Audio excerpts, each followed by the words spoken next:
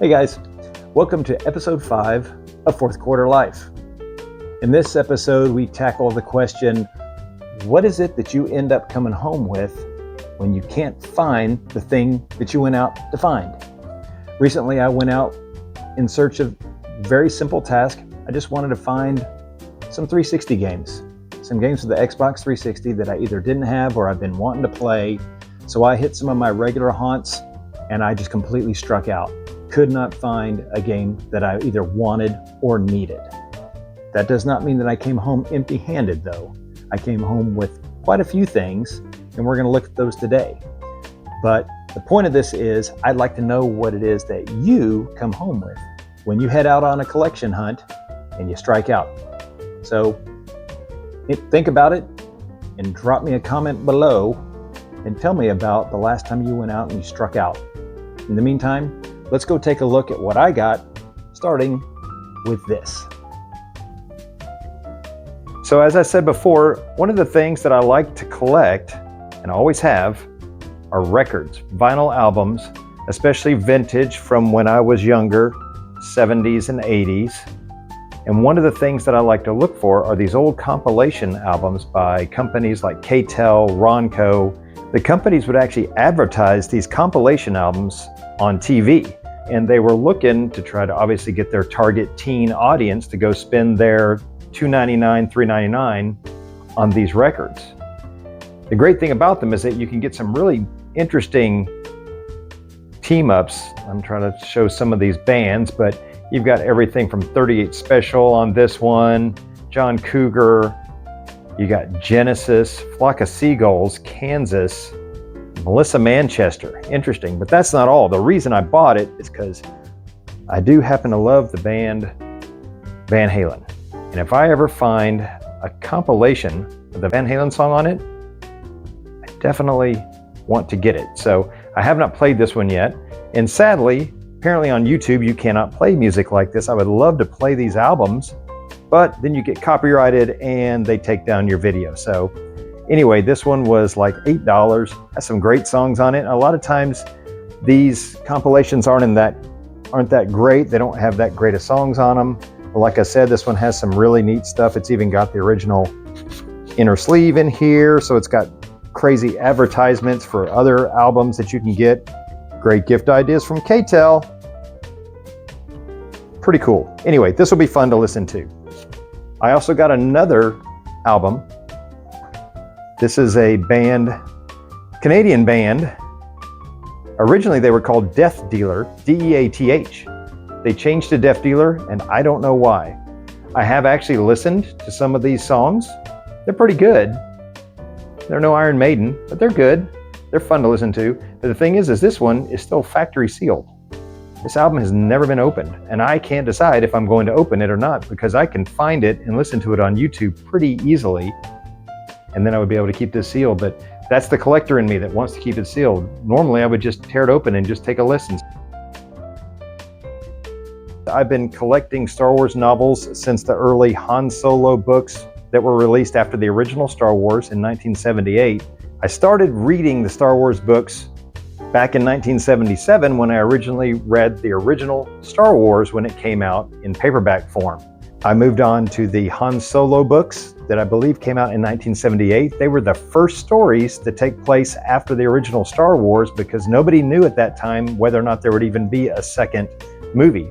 In the early to mid 90s, Timothy Zahn came out with his masterpieces, The Heir to the Empire trilogy. Those books reignited the love of Star Wars, and I think that's what really helped push the wave of the expanded Star Wars universe. You started to get lots and lots and lots of books were coming out. They kind of started as a trickle, and then the floodgates opened. So whenever I find a new Star Wars book, especially a hardback like these are, a first edition, second edition, that's that collector in me. I like that first edition. Whenever I find one that I don't have or haven't read, I'll try to pick it up if it's a decent price. Now, I have not obviously read these yet. I just bought them today.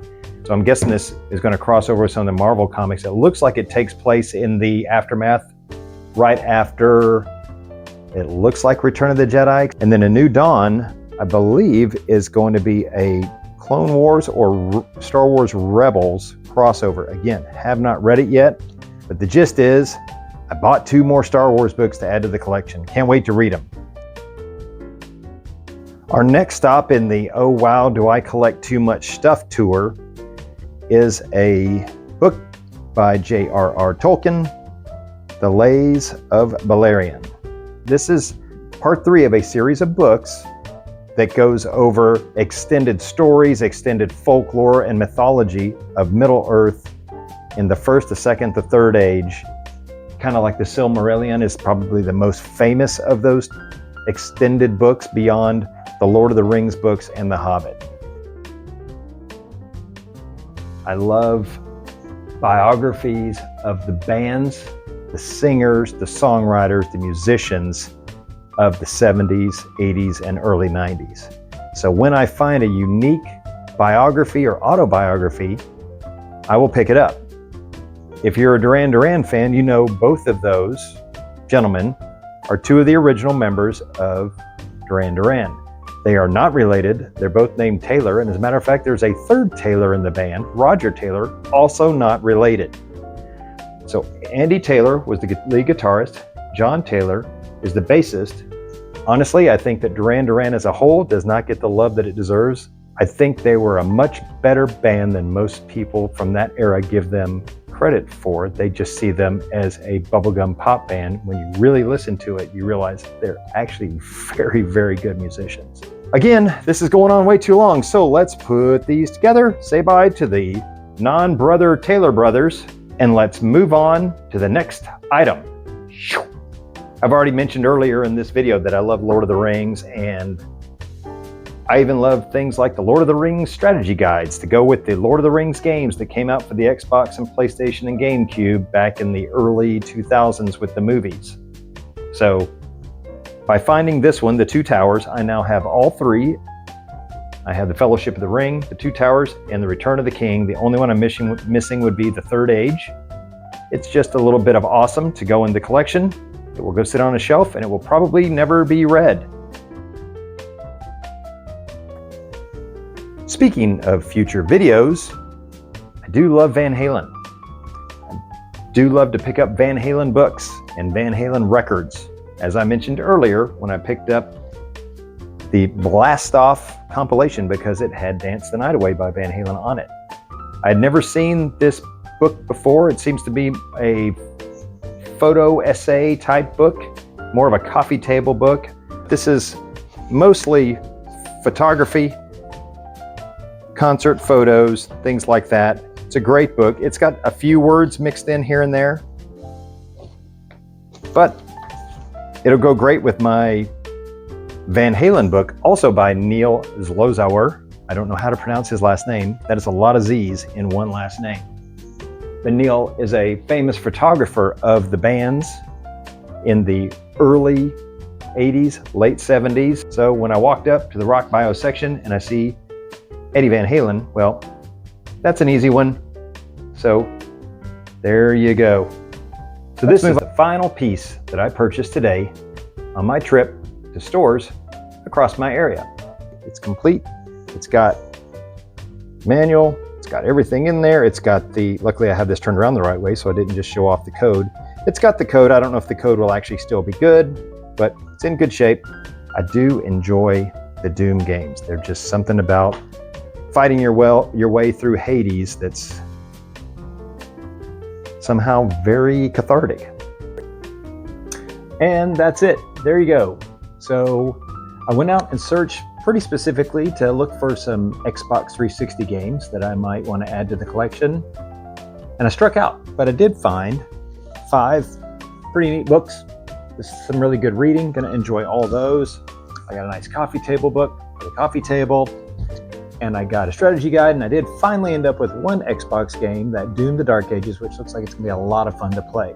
So what I'd like to know is, what do you guys pick up when you head out on a game hunt and you just are having no luck, you can't find anything you want, and you start looking around?